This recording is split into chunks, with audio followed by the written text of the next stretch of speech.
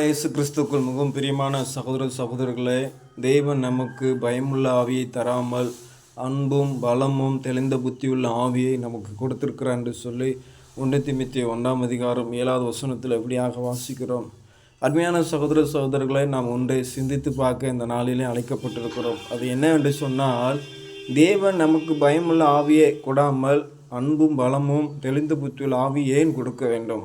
ஏனென்று சொன்னால், நான் மரண இருளின் பள்ளத்தாக்கில் நடந்தாலும் பொல்லாப்புக்கு நான் பயப்படேன் என்று சொல்லி சங்கீதம் 23 அங்கே 5 இப்படியாக 4:5 இப்படியாக வாசிக்கிறோம். என் சத்துருவுக்கு முன்பாக என் பந்தியை ஆயத்தப்படுத்தி என் தலை எண்ணெயால் அபிஷேகம் பண்ணேன் என்று சொன்னால், என் ஜீவன நாளெல்லாம் நன்மையும் என்னை கிருபையும் என்னை தொடரும். நான் கர்த்தருடைய வீட்டில் நீடித்த நாட்களால் நிலைத்திருப்பேன். அதற்காக தான் உங்களுக்கு பயமுள்ள ஆவியை கொடாமல் பலமும் அன்பும் தெளிந்த புத்தியுள்ள ஆவியை கர்த்தராகிய தேவன் கொடுத்திருக்கிறார். அதை எண்ணி ஆண்டவரை ஸ்தோத்திரிப்போம். ஆமென்.